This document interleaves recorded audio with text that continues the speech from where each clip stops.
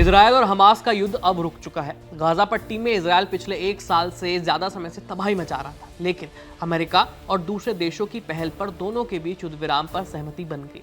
अब ऐसा ही कुछ रूस और यूक्रेन के साथ भी होने वाला है। 3 साल से चल रहा ये युद्ध अब थमने के आसार लग रहे हैं। इस युद्ध को रुकवाने के लिए अमेरिका के राष्ट्रपति डोनाल्ड ट्रंप पूरा दम लगा रहे हैं। ट्रंप ने कैसे जेलेंस्की और पुतिन को इसके लिए मनाया, आज हम इसी पर बात करेंगे। नमस्ते, मेरा नाम है आयुष और आप देख रहे हैं एबीपी लाइव वर्ल्ड।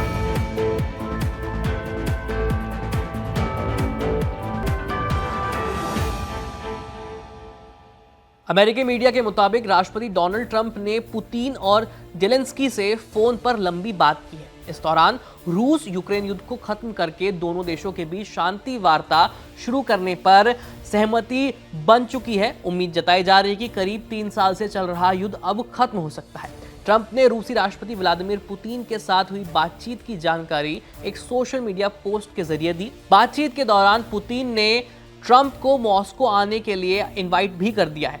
ट्रंप ने सोशल मीडिया पोस्ट में कहा है कि उन्होंने पुतिन के साथ अमेरिका और रूस की ताकत के बारे में काफी लंबी बात की है। साथ ही इस पर भी चर्चा की है कि साथ मिलकर काम करने से दोनों देशों को कितना फायदा होगा।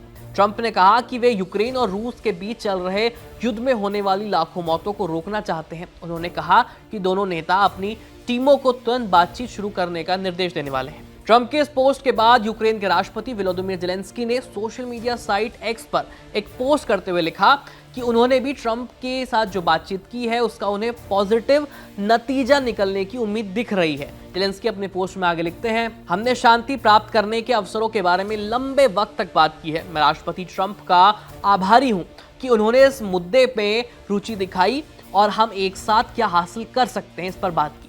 राष्ट्रपति ट्रंप ने पुतिन के साथ अपनी बातचीत का विवरण मुझसे साझा किया। यूक्रेन से ज्यादा कोई भी शांति नहीं चाहता होगा।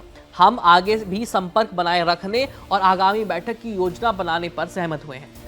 रूस यूक्रेन की पूरी जंग एक खूनी संघर्ष है जिसमें मरने वालों की संख्या हजारों में नहीं बल्कि लाखों में है। अलग अलग एजेंसियों के डेटा में दोनों देशों के मरने वालों की जो सैनिकों की संख्या है वो अलग अलग है, लेकिन अगर हम मोटे तौर पर यह आंकड़ा देखें तो रूस अपने मरने वाले सैनिकों की संख्या को बहुत ही कम करके जारी कर रहा है और जो सर्वे किए जा रहे हैं उनके बारे में कह रहा है कि ये सभी एजेंसियां अमेरिका के एजेंडे से प्रभावित हैं, इसलिए उनके आंकड़े रशिया से जुड़ी मौतों के बारे में झूठे हैं। न्यूयॉर्क टाइम्स के मुताबिक इस युद्ध में मारे गए यूक्रेनी सैनिकों की संख्या 1 लाख से कुछ ज्यादा है। वहीं रूस की ओर से मरने वालों की संख्या यूक्रेन से ज्यादा है, जबकि इस जंग में रूस लगातार यूक्रेन पर बढ़त बना रहा है। न्यूयॉर्क टाइम्स के मुताबिक इस जंग में रूस के करीब 1.5 लाख से ज्यादा सैनिक मारे जा चुके हैं, वहीं यूक्रेन के करीब 1 लाख से कुछ ज्यादा।